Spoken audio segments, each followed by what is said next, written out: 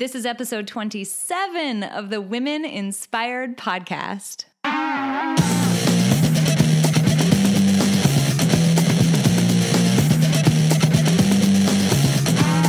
Welcome to the Women Inspired Podcast. I'm your host, April Seifert. There is nothing more powerful than a woman who is inspired to action, and that's my number one goal, to inspire you, my listeners, to take action in your lives.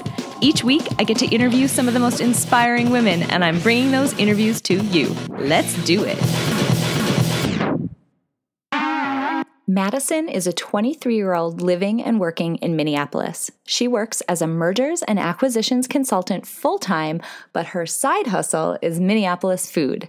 More specifically, Madison manages a 15,000 plus follower Instagram account that connects users with great food and drinks in the Twin Cities.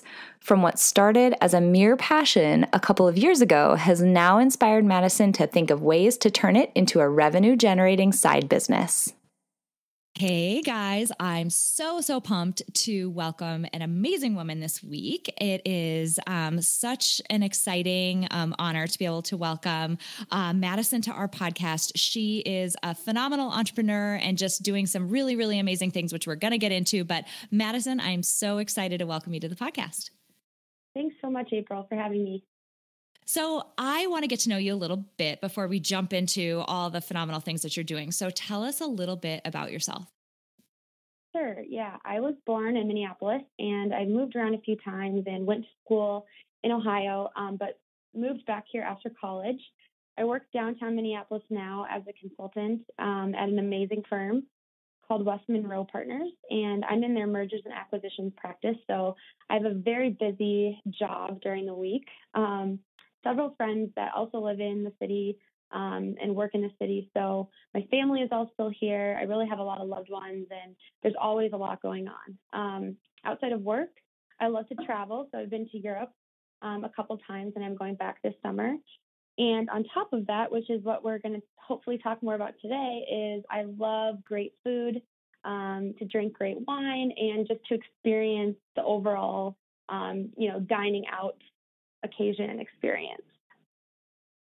So you and I super have that in common, but I know that you have a much more robust history and background with fine dining and with wine and with all of that. And we definitely need to go there. So you have been doing this incredible project on Instagram, and just tell us a little bit about this project that you've been working on. How did it get started and all of that? Just give us the lowdown on what you've been up to. Sure. So what it is that I have on Instagram, I just have an Instagram account for food. So, and specifically food in the Twin Cities at restaurants. And this started a little over 2 years ago. I studied abroad and lived in Milan, Italy for 4 months. And I became fascinated by how the Italians regard their food and drink, the overall dining experience. It's such a long, 2-hour dinners.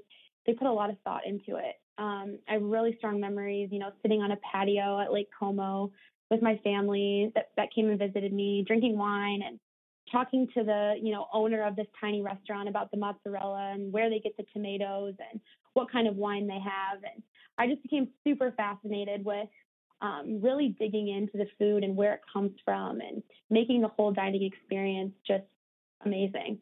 And so when I came back from studying abroad, I started cooking myself, bought myself some cookbooks and really taught myself just kind of how to do some basic recipes that I would try out on family and friends. And then I kind of started realizing that Minneapolis is actually becoming quite a food scene. We have, new restaurants opening every single week, and there's quite a community of chefs, and not only chefs, but local foodies like me that love to try out the chef's food. So I started this Instagram kind of just for family and friends off the bat to get recommendations of where to go next. And it blew up, honestly. I now, manage this account and have around 13,000 followers. And I'm having complete strangers reaching out to me every single day, asking me, where should I go on a date? It's a first date, or, where should I take my parents when they're in town? And I just have slowly become a source for recommendations for restaurants in the Twin Cities, and it's been an absolute blast of a ride. I never thought it would be what it is today, but it's been so fun getting here. Okay, so you're totally going to the immediate question that I have to ask is, did you ever think that it would blow up to be as big as it is today? And when did you start to get the inkling that, oh my God, this is taking off? Like, people are actually starting to follow me. This is turning into a thing. Yeah, took a while, I'll say. For the first year, it was super slow, and I was getting like 2 likes on my post, but I didn't care because I was trying great food. And I would say I got invited to an event after I had a few thousand followers. I got invited by a chef to an event to try a new menu that was coming out at this restaurant, and I met just a community of people that do what I do. And they really, they have day jobs just like I do, but they on the side just love food. And I think that's when it started to take off, is when I built that community of people like me, because we collaborate, we talk about places that we've been and what we need to try. And we also kind of get recognized as like, here's the group of foodies in the Twin Cities. Chefs are on Instagram too. Social media managers for restaurants are on Instagram. They're paying attention to that kind of stuff. So I think it perpetuated from there. And I kind of started to slowly become a part of this crowd and get invited to, restaurant openings or tasting menus or a new restaurant opening. So I think it's definitely the community of people. And honestly, I'm so excited still every day at what it is. I'm still kind of shocked at how big it's become, because like you said, I had no idea that it was going to blow up to what it is now. Oh, completely. I'm trying to think of how that must have felt when you realized, my God, I'm actually getting some traction, and this is turning into something really cool. And what I think is cool about what you just said, and maybe you can elaborate a little bit more, but what I'm hearing you say is that as you saw it start to take off, and more people starting to follow you and all of that, you actually kind of seized the opportunity, though. I mean, it doesn't seem like you sat passively by and allowed this thing to happen to you. It sounds like you started to really seize some opportunities to meet other people like you and reach out and form connections and network and all of that, and probably even more under the covers to really keep it going. For sure. Yeah. I mean, I think in any case of when you're starting up something and you have kind of a goal of where you want to go, because this is just a stepping stone for kind of what I want to do with my passion for food. And I think anytime you're trying to get somewhere, you have to be really aggressive. I'm definitely not sitting back passively. I'm reaching out to chefs. I'm asking if I can introduce myself. I'm reaching out to social media managers and saying, hey, keep me in mind for future events. I'm reaching out to people in the Twin Cities that kind of have more of a following than I do, and asking if I can get a coffee with them and just pick their brain. Not only that, but I've reached out to people that do similar but different things. Like there's websites that have blogs for cooking, or YouTube channels where they just film themselves and post themselves cooking different types of food. And I'm very fascinated, do you do this for a living? Do you make money from this? Because I think it's the greatest reward in the world to be paid for something that you are totally fine not getting paid for, which is what this is for me right now. So I've been super fascinated in learning from other people that are similar to me. And I think I've been pretty aggressive in my approach of, just learning and understanding more. And you just hit on something so perfect, because you went into this just doing something that you love. I mean, really going out to dinner and experiencing the dining scene and the foodie scene in the Minneapolis area. And you just did it because you loved it. And I think that is likely one of the things that really resonates with people, is they can tell when you're having a good time, and they can tell when you're authentically just really involved in a particular whatever it is. And I think that really resonates with people. It's just something that you love to do. For sure. And there's this term, side hustle, and I just get a kick out of the term. And I read it in a magazine, a few years back. And I mean, if you Google side hustle, so many results come up about millennials and how, kids that are coming out of college aren't making as much money as, they need to have these apartments and these places that they're living. So get a side hustle or do something on the side to make money. And I think of it a little bit differently. I think about having a side hustle as, getting out of college, it's not like we're doing glamorous jobs right off the bat. I love my job to death, but it's not like, I'm doing groundbreaking work every single day. And I think a lot of my friends that, have their first job out of college are feeling the same way, which is why I think it's so important to have a side hustle and have something beyond your, 8 to 5 job that you're passionate about and really invest time in it. I mean, take the time to do it, even when, your schedule just seems so busy and all you want to do is lay on the couch. So much of our life, I think, is outside of work is spent doing non-value added things like sleeping and driving and watching TV. And, take some of that time that you have and, really invest it and channel it into a passion or into a side hustle, if you will. You're totally speaking my language. I mean, I don't get paid a cent for the podcast right now, but I have this amazing opportunity to meet really cool people like you who are just doing these really interesting things that I would have never thought to do. So I totally agree. It's awesome to have something that you feel really passionately about. So you mentioned a little bit, you kind of alluded to what's next for you. I mean, where do you want to take this? You've got this massive following now. You've got a platform to be able to do any number of things with. What are you thinking? Yeah. So with the help of several super smart people that I have in my life at, my company I work at and just peers I have, I want to turn what I'm doing on Instagram into a side business. So I've actually, I'm in the final stages of developing a website, and what this website will do, so as a side note, I have a lot of bones to pick with Yelp. So everyone uses Yelp, everyone knows Yelp, but my biggest issue is I'm traveling to a new city.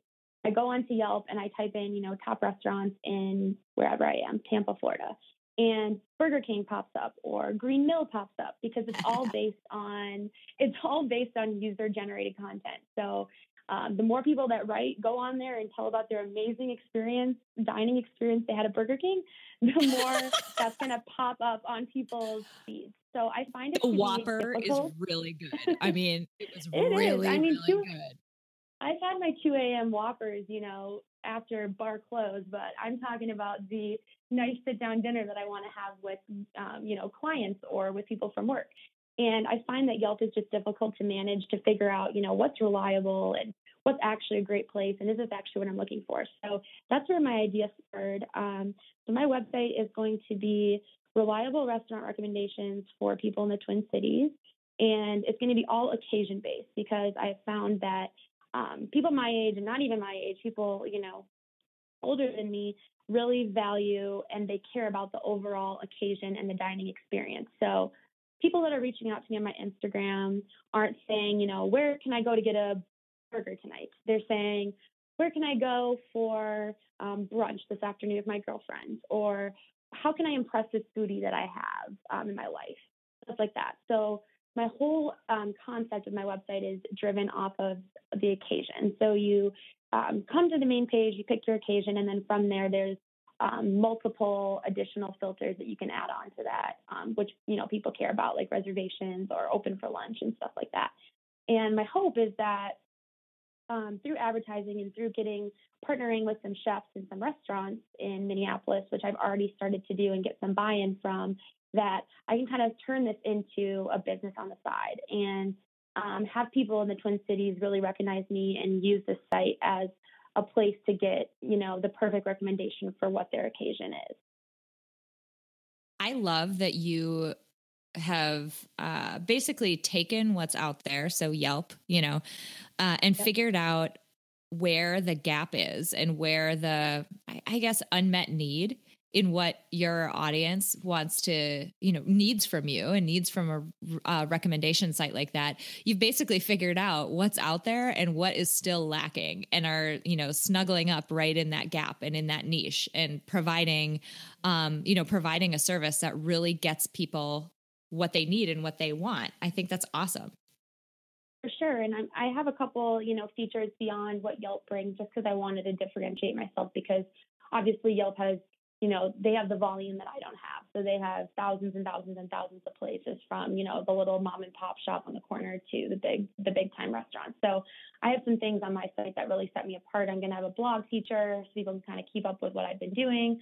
And also some pretty funky things like, if you like the burger at this place, go try the burger at the place down the street. Pretty similar. Because I find people really like to know that. At least I do when I eat a great meal or I have, I'm like, wow, where else in the Twin Cities can I get something like this to compare? So I've done a lot of work up front to make this as reliable and seamless as possible. So I could not be more excited about the launch. So you seem crazy confident and really certain and very focused. And I'm sure you probably are all of those things, but do you ever doubt yourself? Because I'm going to throw out there the things that, would probably go through my mind if I were you. Like, you're young and you haven't launched something like this before. And this is all sort of a new uncharted territory. There's some technology aspects to it. And anytime somebody starts an entrepreneurial effort, there's some risk there. Like, are you as confident as you seem, or do you have some doubts underneath there that you struggle with? Definitely have doubts.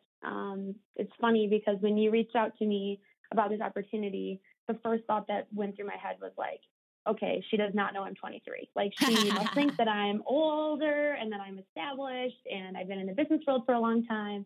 I was thinking, why does she think that I'm qualified for this? And then I listened to your first episode of your podcast where you introduced yourself and you kind of launched the podcast.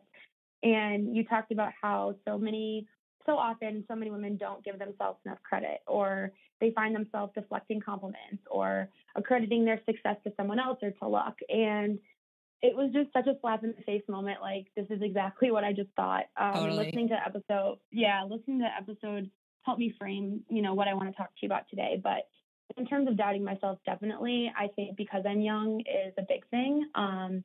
But my biggest piece of advice to people that feel that way, or people that are young and feel that they don't have enough experience to do something like this, is just leverage your network. It's huge. I have reached out to people that have been at my firm for a long time to ask for advice about this, which is completely outside of, work. It has nothing to do with our work. And I was so surprised at how willing people were to help me. I think because they saw I was passionate about it, they became interested in helping me out. I reached out to someone from our firm who does development work and asked him for advice and asked him if he would be willing to look over the code that is going to be used to develop my website. And he was willing to drive an hour to meet with me. And it's just, your network, everyone says it, and it was harped on us so much in college, it almost makes me want to vomit saying it myself. But leveraging your network and networking is so important, and you can find help in places that you never expected to find it. So that kind of helps give me, the motivation to move forward when I have people kind of confirming what I'm thinking and like, no, you're not crazy for being 23 and wanting to start this on your own. I love that advice. And it's something that I wholeheartedly agree with. I'm kind of one of those freak people who is a bit of a networking junkie. I have to put a limit on myself about how many networking coffees and lunches and just meetings I'm going to take in a week, because literally I would sit in a coffee shop and I would meet random people all day long, every day for my job, if someone would be crazy and pay me for that. And I think that's why, I think that's one of the reasons why I love this podcast so much, because I get to meet incredible people. But your advice is actually it's one of the reasons why this podcast has actually gotten off the ground and why any of it's happening is because I did the same thing. I reached out to people that I knew and I said, hey, sometimes it was directly, hey, you're doing something awesome. Can I interview you? Sometimes it was, hey, big group of friends, I'm doing this thing and I don't actually know how to do any of it. So if any of you have any technical ability that you're willing to help me with, that'd be awesome. And people are really, really generous with their time and with their skill set. I'm like astounded on a weekly basis what people say yes to and are willing to help me with. It's awesome. Yep, it is. It's great. That's so cool. So you mentioned, listening to the first episode of this and, women being successful and attributing it to other things and that type of thing. So, what is it about you that's made you successful? Because like you said, everybody is subject to the same, luck of the draw. People have good networks. They, whatever. We can name a million things that are external to us that help us succeed. But what is it about you that has helped you be successful with your project? Yeah, I'd just say the number one thing is the passion. People aren't going to get things done if they're not passionate about what they're doing. And I have such passion. It's grown exponentially over the past 2 years, but I have such passion for food and restaurants and being with people, because when you think back on your favorite meals you've had, or even when I think back when I was in Europe, having incredible meals, you don't necessarily remember exactly what you ate. I mean, I do, but not everyone does. You remember the people that you were with and who you shared it with. And that's what kind of drew me into this passion is, getting people together to share a meal and, just have the overall experience is just what I am extremely passionate about. And I think that's what's made me so successful with this project. And there's definitely been lulls where I'm like, okay, I have a crazy, crazy busy schedule with my job as a consultant. So I need to put this aside for 2 months. It's funny because I always find myself, before bed or when I wake up early before work, digging right back into it. And if it wasn't for the passion, I think it would kind of fall by the wayside.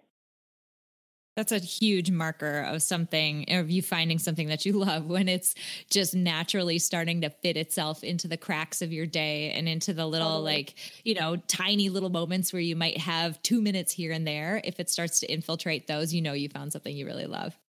Exactly. Yeah, that's so awesome.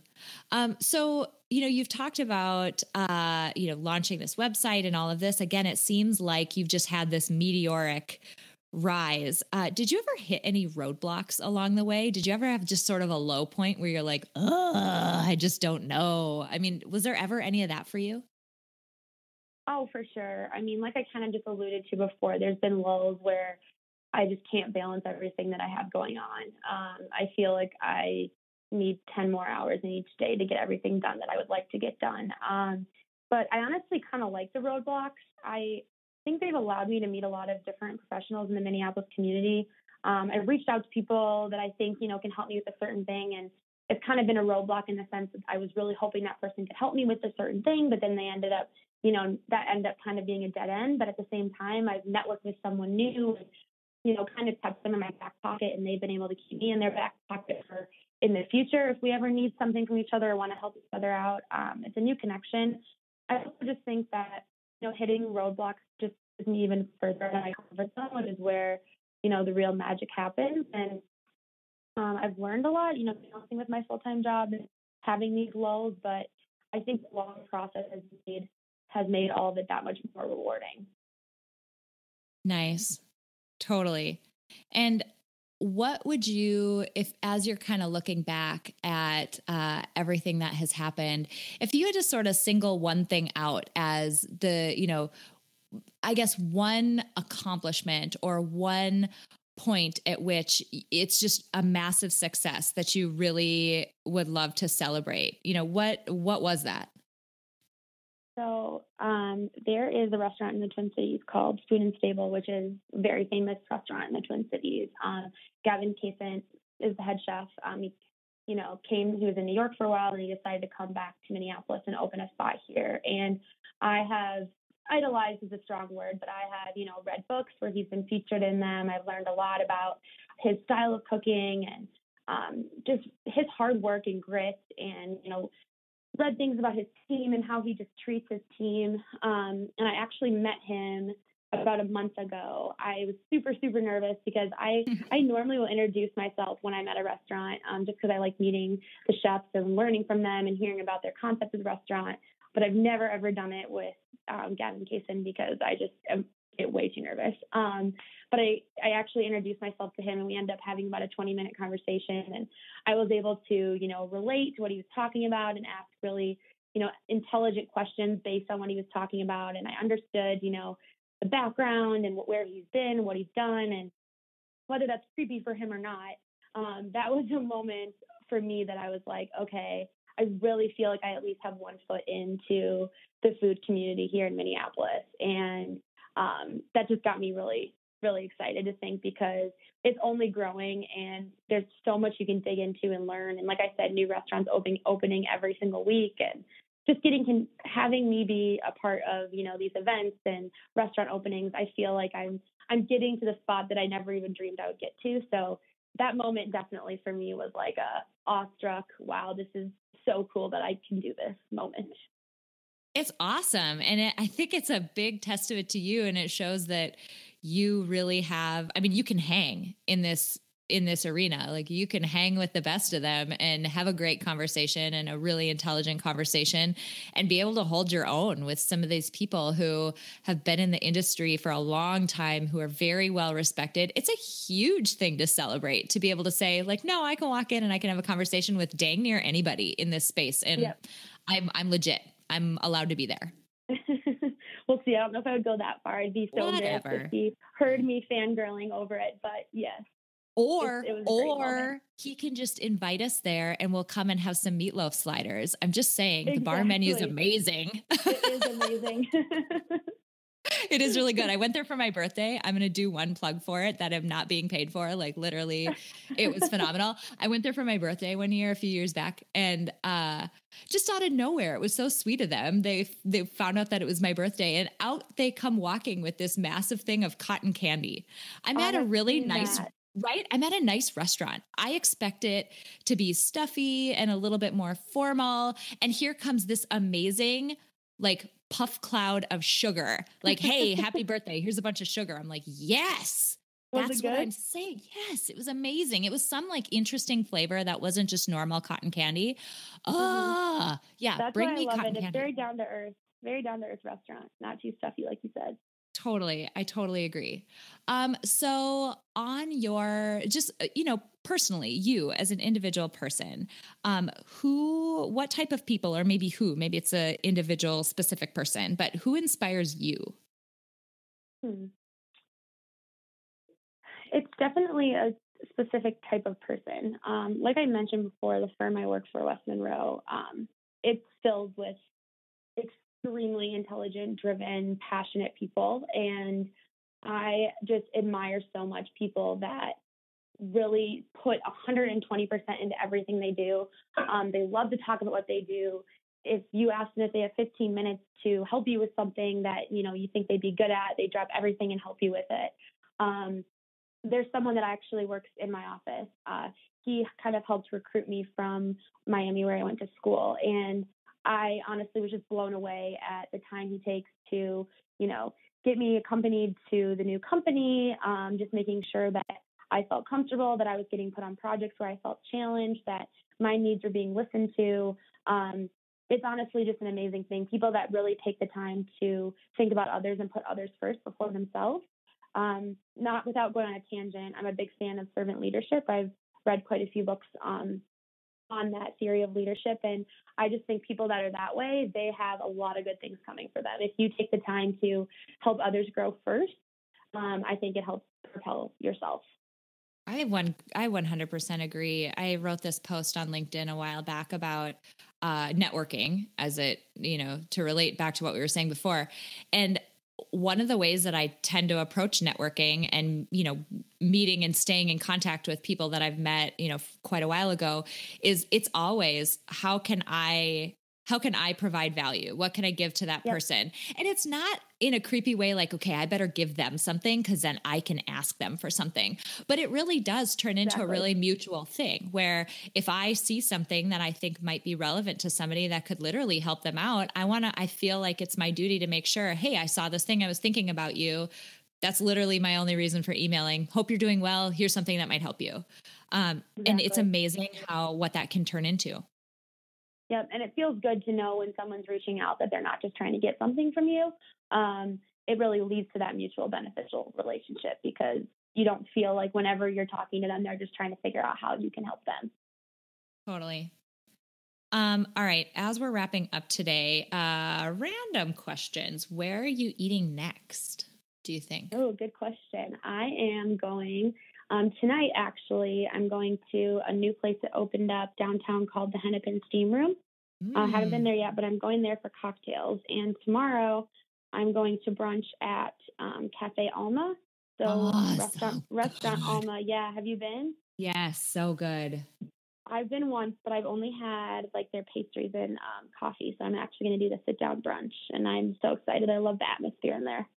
Nice. What's the best food you've ever had? Like favorite food? Like the way that I describe it is, my husband has my bullet pointed list that if I was ever on death row and I got one last meal, I would make him run around to like 4 or 5 places and course out this crazy meal for me. So if you like, what's your death row, meal request? That's a great question. I might have to have a whole nother podcast episode devoted to this question. It's a 21 course meal, isn't it? It's like a 21 course. Seriously. I am a big burger person. I love burgers. I think there are amazing gourmet, fancy burgers in the Twin Cities. I had one last night, actually. So Belcour, which is a restaurant in Wayzata that Gavin Kaysen, who owns Spoon and Stable, actually just opened. Every Thursday night, they're doing a burger special where they have limited quantities, I think like 20, 25 burgers, and they have a different burger every Thursday, and then they retire it after that Thursday. So I had a burger from there last night, and it was amazing. It had a duck egg on it. It had this amazing, like rich, almost Thousand Island like sauce on it. It was pickles, lettuce. It was incredible. So I think if I had death row, I would have like 3 different burgers from my 3 favorite places. So Burrow, which is a restaurant in the North Loop, they have the Parlor Burger, which I would definitely have that on there. And then Saint Dinette is the burger from Saint Dinette, which is in St. Paul. It's so buttery and cheesy, and their pickles are amazing. So I would have those 3 burgers plus some fries. I love it. That'd be amazing to sit down and be able to like plow through 3 hamburgers or cheeseburgers or whatever. Yeah, exactly. Yeah. You're so awesome. When you're on death row, I guess. No, they absolutely don't. Absolutely not. Oh my God. I love everything that you're doing. I love the enthusiasm behind the project. You can totally hear it. I mean, you can tell that you are just in love with what you're working on. And I'm so excited for your website. I really, really hope you keep us posted as it starts to launch. I will for sure. Awesome. So the last question I have for you is the one that I ask everybody. I need your contribution to our Spotify Power playlist. So what is your favorite motivational song? So I thought about this, and I think it would be Something Beautiful by One Republic. I love it. It's a great song, just even without listening to the words. But the words are just about striving for something big and bigger than ourselves, having faith, not doubting yourself. And I have a really strong faith, and I just believe this song plays a lot into that. And that plus my faith just really helps motivate me through everything that I'm setting out to do. So it's a great tune. I love it. I love it so much. That'll be an excellent addition to our playlist. I have to thank you so much for doing this. You, like I said, you just have such amazing enthusiasm, and your project is so, I'm calling it a project, but side hustle, whatever, a future business is so unique and just really cool. And I know I could just see it being so successful because you are just so enthusiastic and so in love with what you're doing. So thank you so, so much for taking the time to chat with me today. Well, thank you for having me. I'm honored. Well, I really hope you guys were as inspired as I was by meeting Madison. Here's the thing, her story is really cool because it's a great example of someone who always had her eye open for opportunities and ways to add value to other people. It's just really neat to see how her, hobby has turned into something that so many people find so valuable. If you go to her Instagram feed, you'll see beautiful, beautiful pictures of food and drinks and things like that. But you can also see how committed Madison is to the audience and to the folks that are following her. It is such an inspiration. One of the things that I got out of her interview was, when she talked about asking for help and asking her network and people around her to help her achieve this dream of hers. We all have friends and family members and other people around us who really just love and care about us, and they want to help us succeed. And so I would encourage you, if there's something that you're striving for or a goal that you want to achieve, ask for help and ask people to help you get there. I definitely wouldn't have been able to do this podcast or so many of the other things that I am able to do in my life and in my career if I wasn't asking other people for help along the way. And so I would definitely encourage you to do that in order to help you achieve the things that you want to do. And two, when other people reach out to you, help them out. It's just a really great way to come full circle and just develop those amazing relationships. And the last thing that I want to point out, in Madison's bio, I mentioned that she's 23, and we talked about it a little bit during her interview. 23 years old. So many people would look at that as a barrier. Oh, I'm only 23. Who's going to, listen to me and who's going to take me seriously? She's out there doing it anyway, and she's so successful. So I would encourage you to think about the things that you perceive as barriers in your life and try to be creative about ways that you might be able to go around them or ways that you can just ignore them and move forward anyway. Because we are so much stronger than we think we are. We're so much more badass than we think we are. And you should not let any of those things get in the way with you making progress toward your goals and doing the things that you want to do.